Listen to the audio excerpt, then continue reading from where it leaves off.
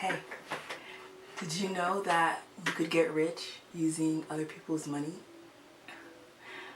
I did not, alright? So stay tuned to find out what it is and how you can do it too.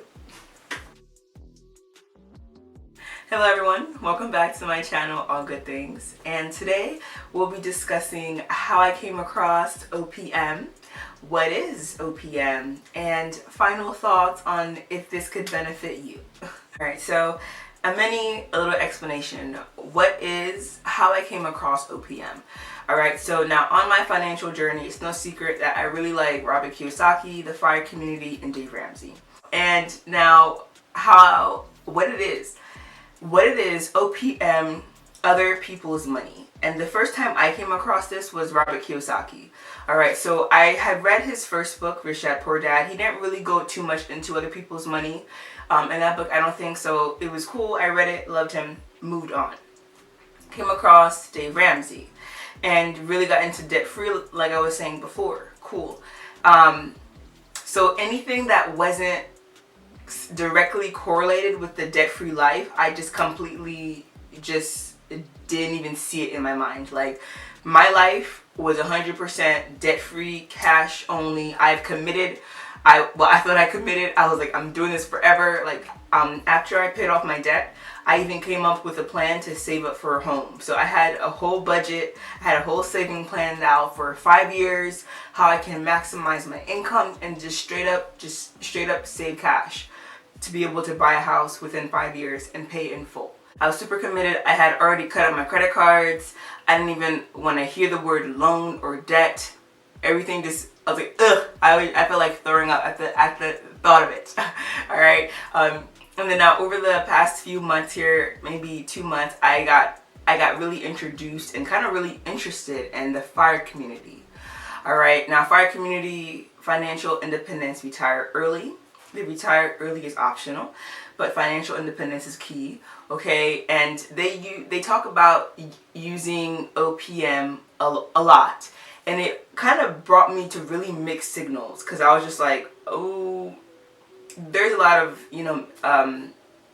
emotions about it. All right, using other people's money. So now Robert Kiyosaki, he goes to explain this, and he says rich people, the wealthy, use leverage. Okay, so for him, even though he could afford to pay for like a whole apartment building or a whole complex or whatever he's building or purchasing at that time, he chooses to use mortgages and loans because the tax benefits and rates are ultimately better for him. So he says, why use all of your cash on an investment when you can use that leverage? Leverage, he defines it as doing more with less. Okay, so with less of your money, you're able to do more. So he says, why use your own money when you could use leverage, other people's money, so that it's like financially your risk is less because there's less of your money involved.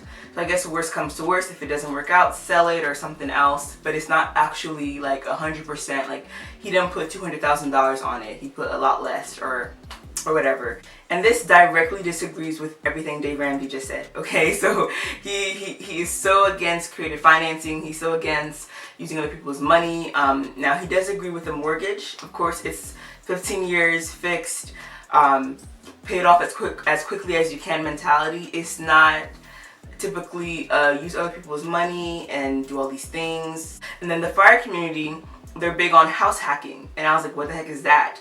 And I was watching a lot of videos about like 20-year-olds, 25-year-olds, people who are really young, retiring super early, and I was just like, what? So I just kept doing more research, and all of them were house hacking, where you buy a property, you get a mortgage, you get a loan, okay, so you use other people's money, like the way banks do it, to finance your home. A way to live for free is that you would rent out the other rooms or the other sides of the house, whatever, and charge a higher rent, okay? And that rent would cover your mortgage, so that way you're not actually paying to live there, but your tenants, your roommates, are paying for you to live there, okay? So if done properly, you can live for free. House hacking.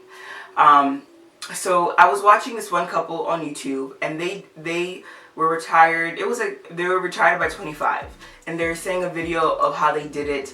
And I was just like, oh, you guys just have 3 mortgages out. Like, that's how you guys did that. And that turned me off completely. So I was just like, because I'm like, the idea of having 3 mortgages, okay, I'm like, how much debt is that? Like, that's so much debt to me, and I can't, it just gave me anxiety. I was like, I'm still paying off my debt. I'm still kind of healing from the trauma of debt. Like, the thought of having 3 mortgages just to be financially independent, it was just a wrap for me, and I just dismissed that again, you know. So I dismissed it when Robert said it, and I dismissed it when the fire community said it. I was still really embracing the debt-free mentality, okay? And now, of course, fast forward to today, I've done some more research on it, and to be honest, I'm still really conservative when it comes to debt, okay? The idea of taking out multiple mortgages, and I mean, it's up to you. Obviously, it's up to you. But now Robert, he does this thing where it's like, obviously, you don't do this if you're not ready. Leverage means nothing if you're not financially like sophisticated enough to actually pull this off. There's a huge education factor to it. Don't just take out loans. Just like, I'm house hacking for free. No, don't do that. Okay, there's obviously education surrounding it, and I like that he mentions that too. He says, raise your financial IQ. Okay, I take away from learning from Dave Ramsey, from Robert, the fire community, is don't do what other people are doing just because it got them rich. Okay, like, you don't know their financial IQ, you don't know their experience or background. Okay, so don't just copy other people. Obviously learn. Okay, so what I got personally is that I am not at the point in my life and my financial knowledge that I'm able to just take out multiple loans and just house hack and do all of that. Now, I do love the idea of cash flow. I do love the idea of rental properties consistently bringing me in cash flow every month.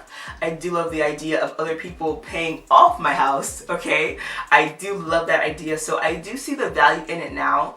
Before, I completely dismissed it. Now I do see the value, and I do see, like, okay, like, if you really want to be financially independent with consistent cash flow, like, rental is a great way to do that. The more uneducated you are about something, the riskier it seems. And maybe let me know in the comments, is this something that you would consider? How do you feel about using other people's money?